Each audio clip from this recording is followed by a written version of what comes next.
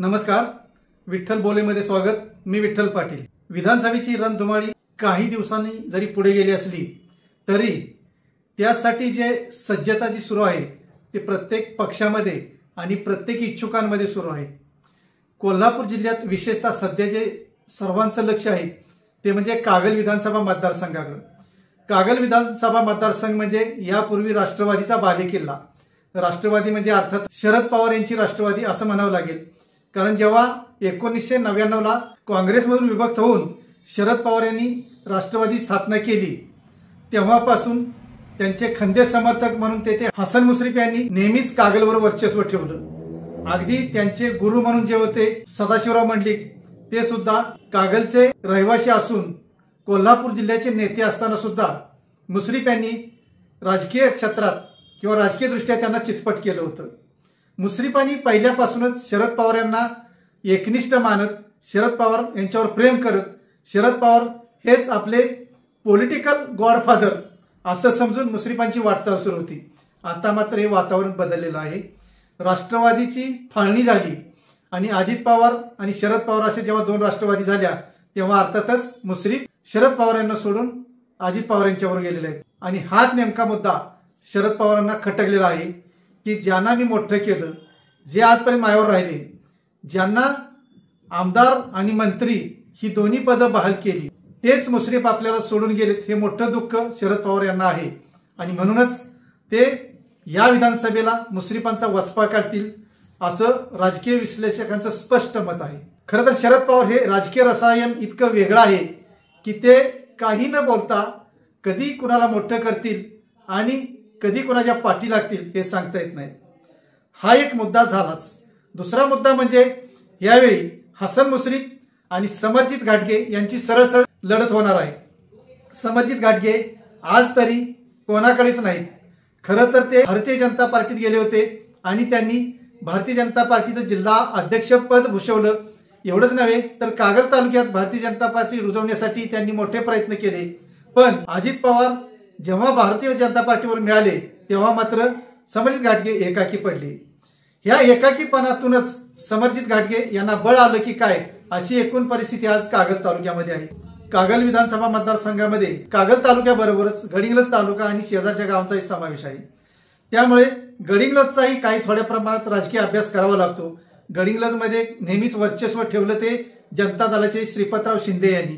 आज ते हयात नसले तरी त्यांच्या कन्या प्रबळपणे त्यांचा गड लढवत आहेत। अर्थातच जर समरजित घाटगे शरद पवारांबरोबर गेले आणि महाविकास आघाडीतून निवडणूक लढले तर मात्र निश्चितच मुश्रीफांनाही धोक्याची घंटा असू शकते। त्याचं कारण असं की जर लोकसभेचा आपण विचार केला तर कोल्हापूर लोकसभा मतदारसंघामध्ये महाविकास आघाडीकडून शाहू महाराज होते आणि महायुतीकडून संजय मंडलिक होते। संजय मंडलिकांच्या पाठीशी इतके नेते होते की तरीही शाहू महाराज विजयी झाले। म्हणजे नेते एकीकडं आणि मतदार एकीकडं असंच चित्र निर्माण झालं। तीच पुनरावृत्ती कागल विधानसभा मतदारसंघात होऊ शकते असाही जाणकारांचा अंदाज आहे। कारण आज मुश्रीफांबरोबर तगडे राजकारणी आहेत, समरजित घाटगेंबरोबर आजच्या घडीला कुणी नाही। पण जर त्यांनी राष्ट्रवादी काँग्रेसमध्ये म्हणजेच शरद पवारांच्या राष्ट्रवादी काँग्रेसमध्ये प्रवेश केला तर मात्र समरजित घाटगेंची तुतारी वाजू शकते असं कागलमधल्या अनेकांचं मत आहे। कारण काही वर्षानंतर लोकांनाही बदल हवा असतो। दिग्विजय खानविलकर 25 वर्ष आमदार राहिले, पण शेवटी त्यांनी अनेक विकास कामं करून सुद्धा लोकांना त्यांचा कंटाळा आला। कारण अनेक वर्षानंतर जेव्हा एकच उमेदवार, एकच लोकप्रतिनिधी सतत राहतो तेव्हा मात्र त्याच्याबाबत नकारात्मकता वाढत जाते। मुश्रीफ यांनी जरी गोरगरिबांसाठी श्रावणबाळ म्हणून भरपूर कामं केली असली, अनेकांना आधार दिला असला, तरी त्यांचे काही वीक पॉइंट आहेत जे भारतीय जनता पक्षानं चव्हाट्यावर आणले होते। ते म्हणजे त्यांच्या कारखान्याचे शेअर्स। यासाठी समरजित घाटगेंनी मोठं बळ लावलं। त्यानंतरच भारतीय जनता पार्टीच्या माध्यमातून मुश्रीफांवर कारवाई झाली। ही कारवाई आज थांबली असली तरी मतदानाच्या टप्प्यावर या कारवाईचा पुन्हा मतदारांमध्ये उद्रेक होऊ शकतो आणि मत परिवर्तनही होऊ शकतं असाही एक अंदाज आहे। त्यामुळं सध्या तरी मुश्रीफांना कागल विधानसभा मतदारसंघात धोक्याची घंटा आहे असं सांगितलं जात आहे। अर्थात मुश्रीफ तितकेच मातबर नेते आहेत। त्यांना गेल्या 30 वर्षाचा निवडणुकांचा चांगला अनुभव आहे। स्थानिक स्वराज्य संस्था असो, सहकार असो, विधानसभा लोकसभा असो, मुश्रीफांच्या पाठीशी हे बळ मोठं आहे की त्यांना अनुभव मोठा आहे, त्यामुळे ते सुद्धा काही चाली खेळतील हा एक दुसराही अंदाज आहे। असं जरी असलं तरी आजच्या घडीला मात्र मुश्रीफ आणि समरजित घाटगे हे तुल्यबळ आहेत हे मात्र निश्चित। त्याच दृष्टीने अनेक विचार करायचा झाला तर 2009, 2014 आणि 2019च्या विधानसभा निवडणुकांमध्ये जर आपण पाहिलं तर 2009 आणि 2019ला कागल विधानसभा मतदारसंघात 3 उमेदवार होते आणि 2014ला मात्र 2च होते।